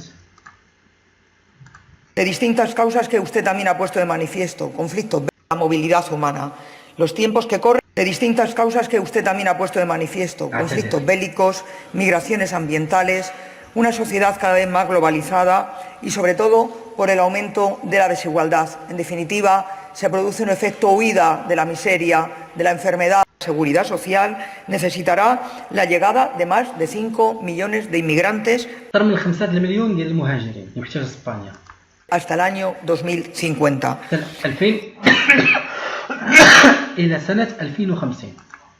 Desde luego tenemos un reto. هذا احصائيات ديال الفوندو مونيتاريو انترناسيونال يعني الصندوق النقد الدولي. خلي الاحصائيات الاخرى ديال النمو نقولوا حنايا ديموغرافي. Es elevar la tasa de natalidad. Los datos que usted también ha comentado son preocupantes. La tasa de natalidad más baja desde que hay registros y un gran envejecimiento de la población. Y es por último اصلا اسبانيا ما كتولدش. اكثريه ديال الاسبانيون ما كيتزوجوا حتى كيفوتوا ال 45 سنه. قليل اللي كيتزوج عنده 38. من 40 45 هما تقريبا كلهم حتى كيشبعوا الحياه. Un fenómeno también tremendamente positivo para todas las partes implicadas en el mismo. Desde luego, para migrantes y sus países de origen, pero también para los países de destino. El efecto positivo de la inmigración en la economía española está más que contrastado. Según un informe de la Oficina Económica de la Caixa, el 30% del crecimiento del PIB desde mediados de los años 90 y la primera década del siglo XXI fue consecuencia de la llegada de inmigrantes, un efecto que escaló hasta el 50% entre los años 2000 y 2005. ما بين 2000 و 2005 احصائيات اخرى ديال البي بي كتقول ان المدخول ديال الفلوس او الربح اللي كان حققت اسبانيا كان بفضل هذيك المهاجرين اللي دخلوا اسبانيا، يعني بلا بيهم ما كانش غادي يطلعوا. Por eso, por esta apuesta decidida por la inmigración ان الهجره فعلا يعني بوزيتيف كتساعد ومحتاجينها بغينا ولا كرهنا. regular, segura y ordenada, es por lo que España ratificó el pasado lunes en Marrakech el Pacto Mundial por una Migración Segura, Regular y Ordenada, auspiciado por las Naciones Unidas. اوسبيسيادو احنا قلناها علاه قالت لك نهار 10 شهر 12 هذا 10 اللي فات اسبانيا يعني وثقات وفيرمات، يعني هي داخله معاهم في المنظوم ديال الاتفاقيه 23 هدف اللي منهم يعني مساعده مثل كلشي اللي كيقولوا كيعاودوه، وان المساواه والادماج والمساعده حتى في الوراق ماشي حيت غادي يفتحوا الوراق، انما كاين واحد السلسله ديال الحوايج اللي باقي ما طبقش وباقي مازال ما طبقش. غير نهار 19 ان شاء الله غادي يرجعوا لنيويورك، غادي يمشيو لنيويورك ولا نيويورك ثم غادي يوثقوا يفيرميو ديفينيتيفمون، يعني شي حاجه اللي هي اسبانيا يعني فيرمات نهار، حيت شي واحد كيقول لك لا باقا اسبانيا كتضرب الحسابات وكتشاور في البرلمان، لا اسبانيا صافي قررات القرار ديالها اتخذ ووثقات معاهم. غير كما قلت ان هادشي غيكون ضيافه ديال من ديال الامم المتحده، يعني الامم المتحده هي اللي حيت يقول لك السياده ديال البلاد ما كتبقاش. الا جينا نشوفوا في الاونو الاقتراح اللي تعطى في سبتمبر 2016 راه عام ونص والدول كتحارب وكتقاتل، علاش؟ شي خايفه منه شي ما خايفاش منه، والاغلبيه ديال الناس واخا كيقول لك غير الزامي عارفين ان مع عامين 3 سنين يغيولي الزامي. عليها بزاف ديال الدول هو غير الزامي. علاش العالم كله خايف؟ علاش ناضوا بروكسل هذا الحد هذا اللي البارح ناضوا كيغوتوا الناس ويقول لك لا؟ علاش في اوروبا كامله؟ علاش في امريكا اللاتينيه كلشي ضد هذا الميثاق؟ هو غير الزامي، هو غير الزامي، يعني ما عنده باش تخاف. علاش خايفين؟ حنا كنعرفوا ان الدول اللي هي ناسيونال الوطنيين بحال مثلا اليهود بيناتهم ما كيبغيوش شي واحد غير اليهود، الامريكان وكذلك تشيلي وكذلك، يعني هما وطنيين. البرازيل هندوراس هادو كلهم دول النمسا ما باغيين حتى واحد يدخل العالم ديالهم ولا يساعدوا، لان كيقول لك هذا الميثاق غادي نقولوا كيزعم او كيحرض على الهجره الغير شرعيه وغير منظمه. تما كاين تخطيط اخر، التخطيط ديال الامم المتحده هو ان غادي يكون واحد نقولوا حنايا واحد النوبو اوردن، اولا كنقولوا حنايا غادي يكون واحد ماشي قرار وانما قانون جديد اللي غادي يحكم العالم باسره، باش غادي تحيدوا كاع الحدود وغادي تولي مساواه ما بين هذا وهذا. رغم ان الامم المتحده كتقول وقالت وغتطبق انها غتصيب واحد الباص داتوس اللي هي قاعده بيانات ديال كاع الناس، يعني بحال كنقولوا حنا غتولي عندنا ترخيصه بحال تخيلوا معايا العالم كله يولي مسير تحت الامم المتحده، يعني تحت واحد لجنه واحده، ما بقاش هذا يقول لك شكون هذا شكون ذاك. فالصراحه هو موضوع صعيب ما كاينش اللي حامله.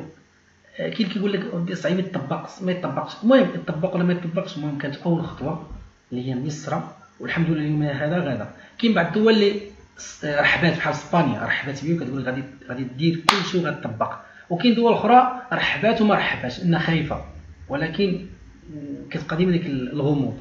فنتمنى ان شاء الله يكون خير. المهم اسبانيا كتقول هذه السيده هذه وزيره ديال التشغيل والسياسه والهجره ان اسبانيا يعني عطات الدعم ديالها. Se trata de un acuerdo histórico que constituye el primer esfuerzo real por construir el nuevo régimen migratorio del siglo XXI. هذا أول يعني نقول طريقة ولا نافذة ديال الهجرة في القرن 21 اللي كتضمن يعني حاجة تاريخية. شنو هو؟ ميثاق عالمي للهجرة. Nuestro país, señorías, va a estar en primera línea en su defensa y en su aplicación. غتكون هي الأولى إسبانيا في الدفاع على هذا الميثاق والتطبيق ديالو. Entendemos que ahora más que nunca resulta esencial establecer una gobernanza global de la movilidad humana. عارفين دابا كاينش واحد الحكم كبير كيتحكم في كاع الموفمون تحركات ديال الهجره ديال هاد الناس يعني ديال اي مهاجر كما بغى يكون. Los tiempos que corren así lo demandan, dado el afloramiento de estallidos racistas y xenófobos que intentan hacer retroceder a nuestra sociedad a un clima de enfrentamiento que es tremendamente negativo.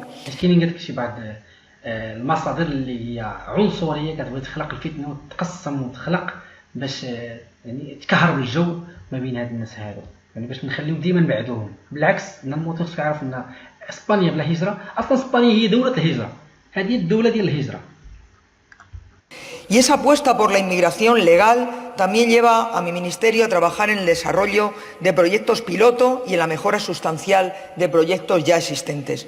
Entre ellos, aprobaremos este mes la orden para regular la gestión colectiva de contrataciones en origen para el año 2019. La orden باش نبين لكم ان الميثاق يعني التنفيذ ديالو خصو يكون هو ان ابتداء من هذه السنه هذه يعني في يناير ان شاء الله حاجات من هذه السنه هذه غادي نابليكو الكونتراتاسيون يعني غادي نديروا العقود باش نطلعوا عباد الله من دول اخرى يعني باش تكون منظمه شرعيه وامنه. orden en línea con los objetivos marcados en el citado Pacto Mundial permite el desarrollo de procesos de inmigración circular, de inmigración legal, ordenada y segura, beneficiosos para todas las partes. يعني تكون واحد الهجره سيركولار كدور دائريه في نفس الوقت منفعه لهذوك الناس ولينا حنايا وباش كلشي يربح. Sin embargo, señoría, esta vocación del Gobierno por promocionar la inmigración legal y ordenada no es incompatible con la lucha que tenemos que tener contra la inmigración irregular, que resulta nociva para todas las partes implicadas. Perjudica a los propios inmigrantes, que se ven privados de derechos, sometidos a procesos de explotación laboral, utilizados por las redes de tráficos de personas, relegados a la invisibilidad social y a la condición de ciudadanos y ciudadanas de segunda. يعني بغات تقول ان الناس اللي كيجيبوا رؤوسهم بطريقه غير شرعيه هما اللي كيعرضوا نفسهم للاستغلال يعني الملحق التعذيب بواحد الطريقه اللي هي كتشوف راسك انك محروم الحقوق ديالك. علاش؟ حيت انت اللي قررتي حتى واحد ما قالك اجي انت قررتي تجي فعلا عندك ظروف. اذا كاين واحد الابواب مفتوحه امام هذاك الانسان اللي عنده ظروف كانت انسانيه كاينه هنايا كانت مرضيه كاينه هنايا كانت دينيه كاينه هنايا كانت نفسيه جنسيه كاينه هنايا كانت امور سياسيه كاينه هنا يعني كاين ابواب مفتوحه. هادشي اللي بغات ترمز ليه الوزيره. Perjudica también a los países de origen, que se ven privados de remesas y de movilidad circular que permite el flujo productivo de patrimonio y de conocimientos. Y perjudica también a nuestro país, porque se ingresan menos impuestos y menos cotizaciones. يعني كضروري تكون حتى الدوله اللي انت جاي منها. علاش؟ حيت ما عارفك فين مشيتي خرجتي ما عارفك فين واش متي واش اختفيتي ولا هذه ما كيكونش معك كونتاكت ما كيعرفوش ان داك السيد راه عنده واحد يعني حقوق وواجبات.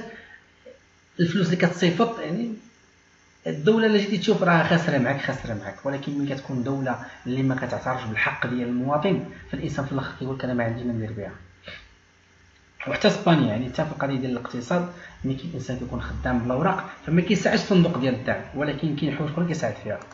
Se generan situaciones de competencia desleal entre las empresas y se dificulta sin ningún lugar a dudas la cohesión social. عليها كيتخلق هنايا لا اكسكلوسيون يعني الطرد ديال المجتمع. يعني كتشوف راسك انت منبوذ. علاش؟ انك انت فريسه كتجي كيستغلوك كطيح بعض المرات في شي خوتك مغاربه او لا من دول اخرى اللي هما كيبقاو يبزنزو فيك. علاش؟ كيقول لك راسي شنو اللي كيخلي هادشي يوقع بحال هكا؟ ان الشركات كامله لا من الاندلس ولا من كاتالونيا ولا من بايس باسكو ولا من اي بلاصه في العالم كاستيلا مانشا ولا اكستريمادورا ضروري كيكون النصب او لا كنقول الفساد الاداري. ولكن شي اش كيوقع؟ الحمد لله اسبانيا كاين قوانين كاين انسبكسيون ترافاي كيشوفوا شي واحد خدام بطريقه غير شرعيه كيبتزوا شي واحد ولا كيتعدى عليه عنده القانون كينص عليه. علاش هما داروا الاريغو لابورال؟ علاش كتظنوا داروا الاريغو لابورال كيطلبوا منك 6 شهور تكون خدمتي عنده بالادله وبالشهود؟ علاش؟ لان باش بنادم يعني كيما انت كتظن راسك كتبكي راه كاين قانون كيحميك يعني ما يتلعبوش بالقانون.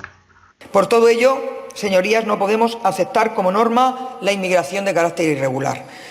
Estamos obligados a proceder a que esta inmigración irregular, ir acabando con ella, porque contravienen los supuestos que desde luego permiten entrar o permanecer de manera legal en nuestro país. Y además así nos lo exige la normativa europea.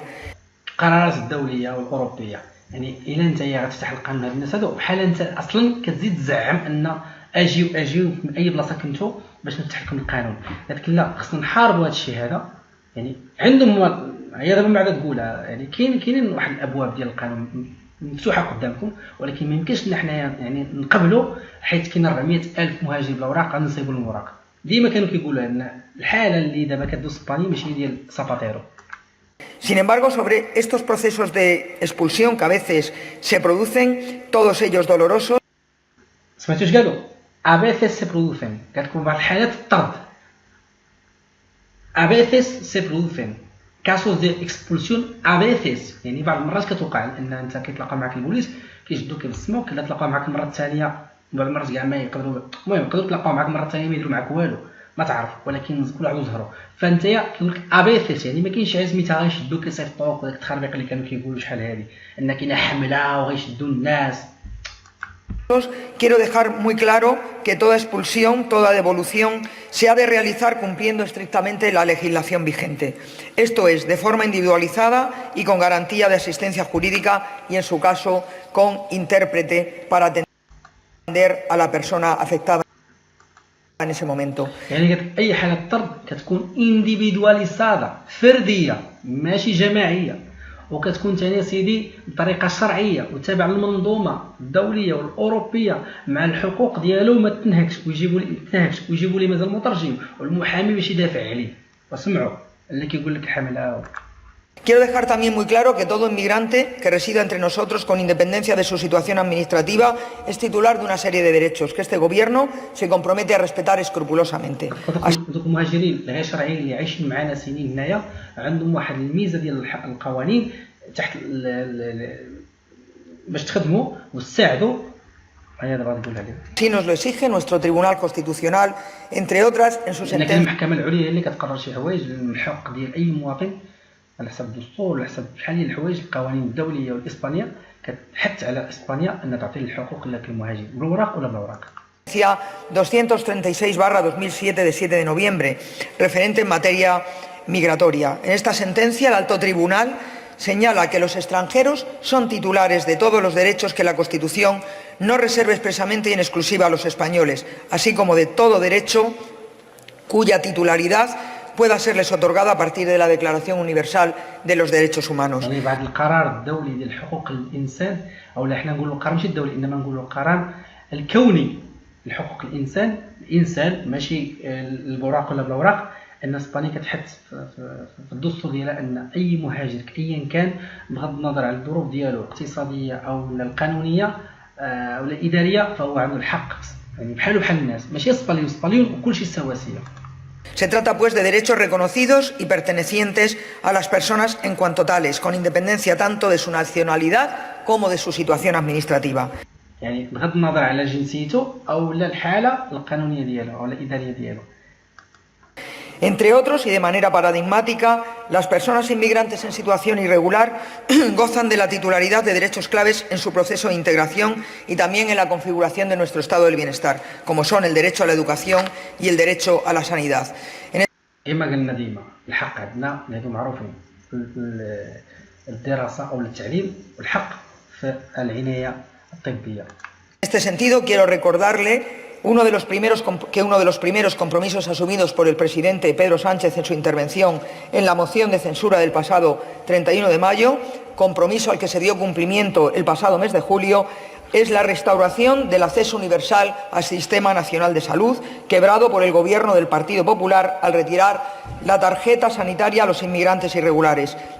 باش تعرفوا ان النيه الحسنه او المصداقيه ديال الحزب مساعده المهاجرين كما ديكلارا في 31 شهر 5 قبل ما يولي رئيس او النهار اللي غيولي رئيس بيدرو سانشيز رد العنايه الطبيه اليونيفرسال الشامله، يعني اي انسان اي فرد كما بغى يكون، اللي كانت البيبي الحزب ديال البيبي الحزب الشعبي اللي كان سلبها من المواطنين بالترخيص السانيتاري ديالهم.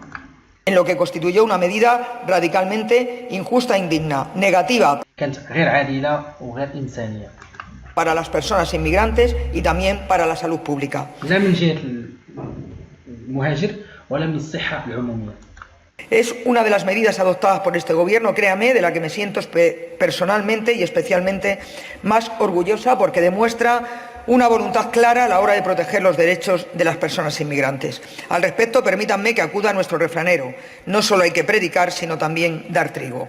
Pocas medidas, señoría, inciden de forma más directa en la adecuada integración de la población inmigrante que la de facilitar su acceso a la sanidad pública. Por tanto, este Gobierno va a facilitar el ejercicio de todos los derechos constitucionalmente reconocidos a los inmigrantes, con independencia de su situación administrativa, lo que no significa que en estos momentos tengamos pensado poner en marcha ningún proceso de regularización. طالما الحقوق متوفرة وأي إنسان عنده الحق الدراسة والطب وكذا وكذا وكذا يعني احنا يعني ما منعناهمش كتقول ان احنا ما منعناش الناس من الإقامة معنا هنايا حيت كلشي عندهم متوفر. ولكن هذا الشيء ما كيخليش يسمح لنا الحق ان نفتحوا اي نظام ديال تسويه الاقامه. Es cierto que en el año 2004 se llevó a cabo con gran éxito el mayor proceso extraordinario de regularización de inmigrantes registrado en España. ما كتنكرش ان في 2004 فعلا اكثر من 100,000 شخص صيبوا الورق ديالو مع القانون ديال زاباتيرو. Pero no cabe olvidar que el mismo respondía a un escenario muy distinto al actual. Un escenario ما تنساش ان ديك الساعه كان واحد المسرح الواقع ديال الساعه ماشي هو ديال دابا. ديك الساعه كانت لا بوينا بونانزا ولا ايبوكا دي بونانزا. definido por la enorme bolsa de inmigración irregular dejada por el gobierno del Partido Popular y por la inexistencia de vías legales para regularizar la situación de estas personas. Junto a ellos, asistíamos entonces a un mercado laboral en época de bonanza, con tasas mínimas de desempleo y muchos puestos de trabajo sin cubrir. الطاسه ديال الشوماج كانت قليله وكانت الخدمه موجوده وكانوا الناس كثار حيت البي بي ساعه كان قاهرهم ما بغاش يسلموا الوراق. هي باش دخلت تما البي سي اي وفتح لهم القانون مشى خدمه، ولكن الاغلبيه مشاو خذوا الوراق وهربوا. كاين اللي مشى سافر، كاين اللي خوا، كاين اللي نسى ان القانون كيحسب له الله غياخذ ورق ديال عام صافي يقدر يخدم فيما بغا. Abandonados ya por una mayor cualificación de las personas trabajadoras españolas. Ante esta necesidad, también los agentes sociales nos pedían respuesta. La situación ahora es muy distinta. Actualmente, La situación ahora es muy distinta. الحالة الآن حاليا مختلفة. Cosa que antes no ocurría, la ley articula vías suficientes para que las personas en situación irregular puedan, en determinadas circunstancias, solicitar la autorización de residencia sin necesidad de volver a su país de origen. Estas 4 circunstancias excepcionales, usted ha comentado alguna de ellas, son la protección internacional, las razones humanitarias, la colaboración con autoridades administrativas, judiciales, policiales y fiscales, y la más importante de ellas, el arraigo por motivos sociales, familiares y laborales. Medidas puestas en marcha como يعني قالت لك اللي جيتي تشوفي يعني احنا ما زدناش القانون على شي واحد، قوانين مفتوحه اي واحد ممكن يعني الا كانت الظروف ديالك كتسمح لك شوف انت القانون اللي غادي يكون معاك، اما ديال اللجوء السياسي اللي هو انترناسيونال، يا اما الحاله الانسانيه، يا اما تكون انت كتساعد يعني ساعدتي في شي قضايا ك نقولوا حنايا دوليه امنيه قضائيه، او لا الريغو اللي فيه 3 ديال الريغو فاميليال سوسيال الى مورال. Usted sabrá, por el gobierno de José Luis Rodríguez Zapatero, a través del Reglamento de Desarrollo de la Ley Orgánica sobre Derechos y Libertades de los Extranjeros en España y su integración social. يعني هذا الشيء اللي غادي يبقى من بعد النوطه ديال السيده غترجع غتشاور معاها تقول لها لا ولكن انا كنهضر ديال دابا، ومن بعد تقول لها لا لا راني دابا هضرنا وقلنا ان راه حنايا في يمينا العقد الميثاق. هذا هو اللي بغيت نوصل ليه انا. المهم باش ما نطولش غنخليكم اللينك اللي بغا يتبع موراها انتم غتشوفوا اي غترجع ثاني تهضر معاها، هي غترجع ثاني مرة أخرى كمل مع الكلام. أنا زربته شوية باش ما نطولش الفيديو. Gracias, señora Presidente. Gracias, señora Ministra, por su respuesta. Con respecto a la inmigración ordenada estamos totalmente de acuerdo. يعني ثاني متفقة أن غادي تكون ديال الهجرة منظمة وأمينة وشرعية هي متفقة. Pero tendría que instrumentalizarse en las embajadas españolas en los países de origen para que ahí es donde se tienen que hacer la inscripción y de ahí donde se tienen que manejar las venidas de esa inmigración ordenada. كتنصحها زعما كاين خصكم تردوا البال مع جعلوا لنا القنصل يكونوا يعني كيخدموا مزيان ويكونوا هما الأساس ولا باس باش يعني نسهلوا المسائل، يعني ما تكونش سيري عند كذا سير المحكمه كذا جيب، لا القنصليه تكلف بكل شيء ديال الدول الاصل. Esa es la primera medida que hay que tomar para evitar que la inmigración tenga que atravesar el Mediterráneo en las formas que ya hemos conocido y ahí sí ser digamos, caldo de cultivo de las mafias. Si todo se يعني الطريقه ديال هذه هي اول حاجه خصنا نديروها خطوه، يعني القنصليه تكون هي يعني تبنانه وتكون هي الاساس الاولى في هذه المساله هذه. والحاجه الثانيه اللي قلت لكم باش ما نكونوش ثاني بحال الحريره يعني عامره بالحمص وكذا وكذا، يعني باش هبره ولا كنقولوا وجبه لهذوك المافيات اللي كيلعبوا في عباد الله. Resolvieran las embajadas de los países de origen y no solo en los países limítrofes del Mediterráneo, en los países de origen de las migraciones se solucionarían todo este problema y se acabarían esas mafias. Usted vino a decir y me corroboró que se necesitan mano de obra para mantener la seguridad social y las pensiones. Estamos de acuerdo también con eso y eso usted se refirió en general a la migración que está por venir, que no ha llegado. انت قلتي لي ان فعلا اسبانيا محتاجه من الهجره وكذا وكذا، وكتهضري لي على الناس اللي غادي نطلعوا من المغرب، يعني من دول اخرى ماشي المغرب، عفوا يعني من دول اخرى.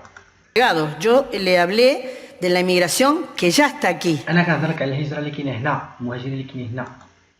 Entonces, ¿qué vamos a hacer con esa inmigración que ya está aquí? Es decir, شنو غادي نديروا مع هاد الناس اللي كاينين هنايا؟ la inmigración que ya está aquí, que no tiene papeles, está beneficiando a los patrones. يعني Es الناس un اللي كاينين هنايا بالاوراق راه كيستنفعوا منهم غير الباترونات، يعني هاد السيده كتهضر على الباترون هو اللي كيربح الفلوس هنايا. negocio redondito. Consiguen mano de obra más barata, consiguen que se baje el salario de la gente, de los demás trabajadores de aquí. ودخلنا عليكم بالله كي يعني كتقول زعما الباترون هو اللي كيخلص اللي بغا وكيعطيك شويه por estar sin esos papeles. حيت ما عندوش الوراق، زعما لا عندك الوراق غتخلص الثمن ديالك، ولا ما عندكش وراق غتخلص الثمن اخر. Por eso quiero que me responda exactamente qué hacemos con las 400.000 personas que viven aquí hace más de 10 años. اش غادي نديروا مع هذوك الناس اللي عايشين في اسبانيا اكثر من 10 سنين، يعني 400,000 اللي اكثر من او 10 سنين وباقي ما صيبش الوراق ديالو. واو حنا كنعرفوا امريكا اللاتينيه يعني بحالهم بحالنا في 3 سنين حتى هما عندهم الحق، ومن بعد عندهم الحق في عامين ياخذوا الجنسيه مورا 3 سنين من يصيبوا الوراق ديالهم. فكيفاش هاد الناس ضرب 10 سنين في اسبانيا ما صيبهاش الوراق؟ Porque es cierto. انا نكمل واش غتجاوب الاخرى. Que han venido aquí a vivir y a trabajar con nosotros es fundamental. Igual que queremos que a nosotros nos traten bien o traten bien a nuestros familiares cuando se tienen que marchar, tiene cierta complejidad, pues es siempre difícil que haya luces al 100%, pero yo creo que كثر على الضوء، يعني واخا تشوف ان اي قانون اي حزب اي كذا كتلقى فيه شويه ديال الضوء كتلقى فيه ثاني شويه ديال الظلمه. en este caso hay bastantes más luces que sombras. يعني كاين كل بلاصه كيفاش، ولكن هادشي اللي عطا الله. Y las luces fundamentalmente es que, en primer lugar, la normalidad con la que se vive en general la integración, una normalidad que la gente practica en su día a día y que va más allá de algunos discursos políticos que están empezando, espero que no... ولكن كاين واحد الطبيعيه، يعني التعايش مع المغاربه ولا مع المهاجرين، ماشي المغاربه ان المهاجرين، يعني ما كاينش واحد الفوضى وما كاينش واحد الحرب وما كاينش زعما شي، بالعكس انسان كيخدم كيجمع طرف الخبز ديالو ساكن عايش يعني مدرج بخير، يعني ما كاينش داك البحث والتفتيش والمراقبه اللي يعني بحال السيده ديال هذيك مسوره بحال بغات تخلق، يعني ان راه المهاجرين مظلومين في اسبانيا وكيتنتهك الحق ديالهم ومعدين على اللي عندهم الوراق واللي ما عندهمش الوراق ما خدامينش، واللي عندهم اللي ما عندوش وراق خدامين واللي عندهم وراق ما خدامينش، وكتقول شي حوايج اللي ما داخلش العقل. por mucho tiempo arraigar, desde luego en toda Europa y también se están empezando a dar en nuestro país, ¿no? كتوصلني دوك المصادر ديال التشويش، يعني التشويش اللي كيشوشوا على زعما كاين المهاجر خايب، المهاجر كيسرق، المهاجر كيدير، المهاجر كيدير الايوضه، المهاجر جاي باش يحتلنا، راه ماشي غير في اسبانيا انما حتى في اوروبا بزاف مؤخرا ولات كتندلع. Aquí en España hemos entrado ya en una segunda fase migratoria, una fase de estabilización de la población migrante, en la que la normalidad se aprecia pues en una serie de datos. Por ejemplo, اصلا دخلنا حنا كنقولوا حنا دوزيام فاسي ديال استقرار، ان المهاجرين زمان كانوا كيجيو، دابا الناس ولدات ولادها كبروا، وكاين اللي تخرج وكاين اللي كيقرا وكاين يعني دابا الا جينا نشوفوا الاحصائيه اش غادي تقول. Una de cada 10 personas que viven en España tiene nacionalidad extranjera. واحد في كل 10 ديال المهاجرين عنده الجنسيه.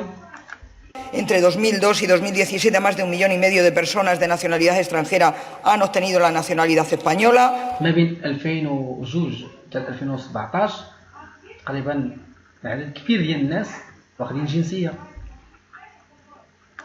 8 de cada 10 inmigrantes extracomunitarios no nacionalizados tienen un permiso permanente. 8 من 10 الناس عندهم ترخيصه كومونيتاريه. El 16,18% de los matrimonios celebrados en España en 2017, uno de los cónyuges tenía nacionalidad extranjera. 16% ديال العقود الزواج اللي تموا في اسبانيا ديما واحد فيهم اكسترانخيرو، يعني بالنسبه لهم كيتزوجوا مع العرب ومع المهاجرين بشكل عام.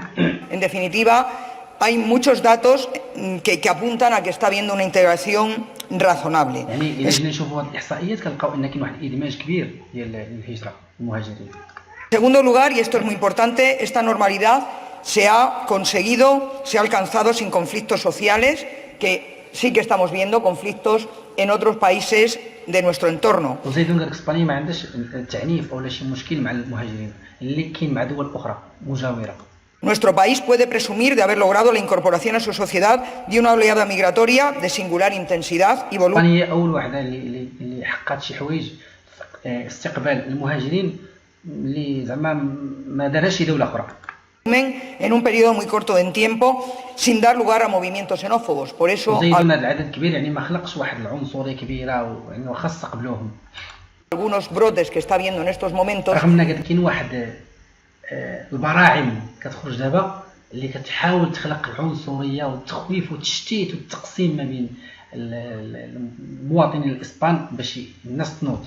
Desde luego, espero que sean simplemente una coyuntura y que no se conviertan en algo definitivo y estructural en nuestro país. Porque هذا الشيء يكون غير مرحله وغتمر، وباش ما يعني باش الناس ما تبقاش كتنتقد المهاجر كانه يعني شي واحد غيدي لك ديالك. Y por algo se ha caracterizado España es por ser un país que ha sido un país en muchas ocasiones de exiliados políticos.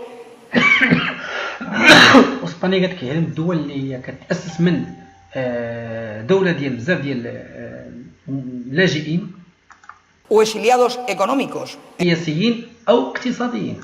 En estos momentos, en los últimos años, tenemos en torno a 1 millón de personas, ojo que tengamos controlado porque algunas no se inscriben en nuestros consulados en el exterior, como poco 1 millón de personas que han tenido que salir de España, algunos de او من الحزب ديالها هو ما كيعترف ان فعلا كاين اكثر من 1 مليون ديال البشر اللي مسجل في القنصليه ديال اسبان انه لاجئ سياسي.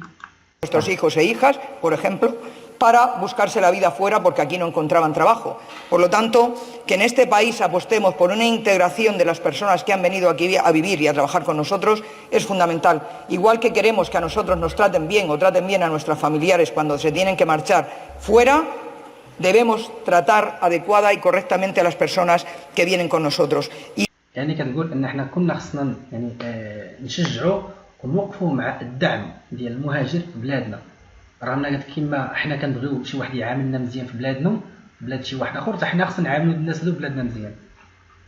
Y todo lo que sea fomentar el racismo, la xenofobia, el miedo a las personas que vienen, el odio al distinto, desde luego eso es absolutamente negativo para una sociedad como la nuestra, que debe ser una sociedad inclusiva, que debemos mirar a la inmigración no como un problema, es un fenómeno imparable y lo debemos tratar como una oportunidad.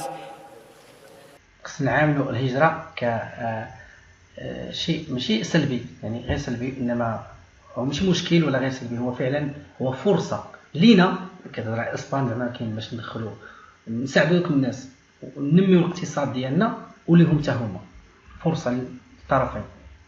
وان اي واحد كينشر الخوف والعنصريه وهذه وديك فهادشي هذا ما غاديش يكونش مصلحه الدوله، ما غادي يهرسها. He comentado antes algunos estudios que dicen que vamos a necesitar que, al igual que en la anterior década, en la época de bonanza, vinieron personas a trabajar a España, y gracias a esas personas también, entre otras cosas, en el año 2011 se pudo dejar la hucha de las pensiones con 67.000 millones de euros, pues evidentemente lo que queremos es que en estos momentos pues las personas que están con nosotros viviendo se integren, trabajen, paguen sus cotizaciones, paguen sus impuestos y tengan plenitud de deberes y también plenitud de derechos. Creemos que نطالبوا قالت لك الناس هما اللي غادي عندهم ورقاتهم اللي غادي يراقصوا حتى هما يخدموا يجتهدوا يخلصوا اللي عليهم الواجبات يعني الواجبات اوليغاسيونيس اي واحد كما انت كتخلص يعني كما كتأدي اللي عليك فراه كاين واحد القوانين كتكون كتمشي عليك يعني حقوق وواجبات ديالك كملوا معاها. que esta sociedad inclusiva va a ser muy وما posible. نكراش ان راه في 2004 2005 ديك المده كامله الصندوق ديال اسبانيا والصندوق ديال الضمان الاجتماعي راه الفضل كيرجع للهجره لان المهاجرين هما اللي داروا بزاف. No solamente para las personas que hemos nacido aquí, sino también para las personas que han venido a trabajar y a vivir con nosotros. Muchas gracias. هادشي هذا قالك يعني ماشي غير فقط الناس اللي تزادت هنايا صبا اليوم انما حتى الناس اللي جات تعيش هنايا ودير المستقبل ديالها. وما قالت شكرا. نرجعوا للكلام اللي قالت ان على حسب الكلام ديالها هي سميتها المنظمه سميتها اوسدي. اوسدي هي منظمه ديال التنميه والتعاون الاقتصادي. فهي كتقول لا جينا نقراو هنايا فهاد نفس النهار هذا انك كتاكد ان اسبانيا غتحتاج 250 الف مهاجر حتى العام 2050. لا كومبليكا دي سيتواسيون كترافيسا المرافيه يعني كاين واحد الحاله يعني باش تاخذ واحد ميديس ورخينتس استجالات. فكتقول الوزيره ديال العمل ماغدالينا فاليريو الطريقه باش نقدروا نحاربوا كذا وكذا ونعطيو الحقوق للنساء او الناس اللي كيخدموا في طريق زلوغار يعني عاملات البيت ماشي ضروري تكون خدامه تقدر تكون امك مرتك ما خدامش وجالسه هذيك المراه هي عندها حق. لا كرياسيون دو ريد مايور دي سكويلاس خصنا نكبروا التنميه ديال المدارس ما بين يلاه تزاد 3 سنين. القانون ديال ديبندنسيا يعني الا كان شي واحد مريض شي مرض خايب ولا شي مرض اللي ما يقدرش يوقف على رجليه فهنايا عندك الحق يعني تطلع الزوجه ديالك اولا دير الزوج الا كانت في المغرب تطلعها باش تحضيك تقابلك وتخلص ودير لها كونطرا كدير الدوله او لا الا كانت معك هنايا فهي تقدر ثاني دير ثاني كونطرا وتخدم معك يعني مزيانه القضيه بيرو تامين. ولكن ثاني كتقول لك سيراني ميغراسيون ولكن ضروري حنا محتاجين هنا الهجره. علاش؟ حيت يقول لكم من هنا حتى 2050 غنحتاجوا واحد تدفق ديال 250 الف مهاجر سنويا.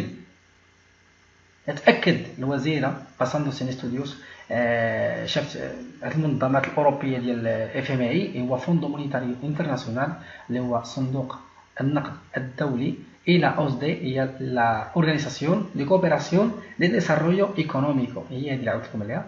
كتقول ان كتاكد ان القوه ديال العمل حتى ديال المدخول ديال الصندوق ديال الضمان الاجتماعي في النهايه ديال 2011. هذه الكلمه اللي قالت قبل قالت دابا في هذاك الديسكورس وفي الخطاب ديالها لا اوتشا هي الصناديق اللي كنعمروه كان عامر 70,000 ديال الاورو سينو gracias al trabajo de los españoles pero también porque en los años de bonanza llegaron a este país 4,5 millones de personas vinieron para trabajar no solo de consumir servicios a consumir servicios يعني عمر بالنسبه ولكن حتى ديال هذوك المهاجرين اللي جاو هنايا في ديك السنين ديال الفلوس يعني من 2005 حتى 2011 باش لان 2011 فاش كانوا كيترمموا راه رمموا الهرس ديالهم بس بالفلوس اللي كانوا حطوا المهاجرين بشحال ب4 ديال المليون ديال المهاجرين اللي قالك ماشي جاو يخدموا انما جاو تيكونسومي كانوا كيستهلكوا.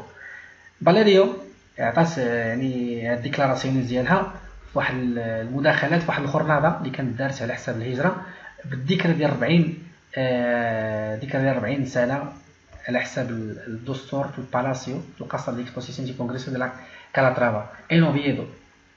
يعني اللي بغيت نقول ان الهجره بوزيتيف عند الهجره هي الحاجه اللي حنا ما نقدروش يعني نكروها الحاجه اللي ضروري منها. المهم هادشي اللي كاين هنايا سانشيز تاو براسو فاش جا كيهضر على المدخول غادي نبين لكم شنو قال على حسب هذا الفوندو مونيتاريو باش يعاود فتح الدعم ديال الصندوق النقدي الادماج المهاجرين شوش قال. Este lunes, la próxima aprobación en España de un plan de ciudadanía e integración para cohesionar más a la sociedad ante el fenómeno migratorio. También apostó por la creación de un fondo específico خلق واحد الفوندو خاص para la integración de los inmigrantes. لادماج المهاجرين. هذا الشيء راه نهار 10 في شهر 12. Sánchez aprovechó su participación en la cumbre sobre la migración organizada por la ONU en Marrakech para sellar el compromiso de España con el Pacto Global Migratorio suscrito en esta ciudad y garantizar que su gobierno seguirá adoptando medidas ante un asunto que dijo debe ser afrontado de forma conjunta por la comunidad internacional. إذن اللي بغيت نقول هو أن الموضوع اللي جينا نشوفوا غنلقاو ان دوله اسبانيا هي الوحيده اللي هازه الهم بالقضيه ديال مساله الهجره، لان هي اللي جات قدام المدفع من واحد الناحيه. فعلا بيدرو سانشيز هضر على 3 نقاط: دول الاصل، دول العبور، ودول اللي كتستقبل. هذه المشكله. ولكن اليوم هذا الدول الوحيده اللي قابله على الميثاق وكتاكد ان الابواب ديال القانون ديالها باقا مفتوحه هي اسبانيا. الدول الوحيده اللي كتقول لك حنا من الاولين اللي غادي نطبقوا كاع 23 هدف ديال الميثاق هي اسبانيا. الدول الوحيده اللي اليومنا هذا يعني ما كتنكرش الخير ديال المهاجرين والطريقه ديال يعني نقولوا حنايا الاخذ والعطاء معاهم. لهذا اللي بغيت نبين للناس ان الميثاق راه ماشي ضار، بالعكس بزاف من هذاك لا راه ضار، حيت المغرب حتى هو غادي ايوا المغرب مشكلته هذاك. حنا اصلا مغاربه وعايشين في المغرب وحنا هربنا، حنا والدينا هربوا، فكيفاش غتقول لي لا شي راه ماشي لصالحنا؟ اسيدي لو كان المغرب تصلح نهار الاول ما كناش غنجيو حنا كاع الارض هذه، كون بقيت انا في بلادي، كون بزاف من الخوت والخواتات جالسين في بلادنا، الحمد لله عندنا خيرنا وعندنا كلشي، ولكن ما كاينش اللي كيطبق القانون. طالما ما كاينش يطبق القانون اذا خلي الامم المتحده تطبق القانون. لكن بالنسبه لي انايا كان ماسوني، كان هنهوني، كان دندوني، ما شغليش انايا. انا اللي كيهمني حاجه وحده، ان حنا ناس بشر مسلمين مخلوقين باش نعيشوا في سلام. اذا فلنا نعيش في سلام. هذا ما كان. نتمنى ما نكونش طولت عليكم بزاف، فهذه نقولوا حنا خلاصه ديال 10 السوايع مع منا والتفسير والتوضيح. كان معكم ريم برا، ونشوفكم في القادم ان شاء الله. الله يعاونكم.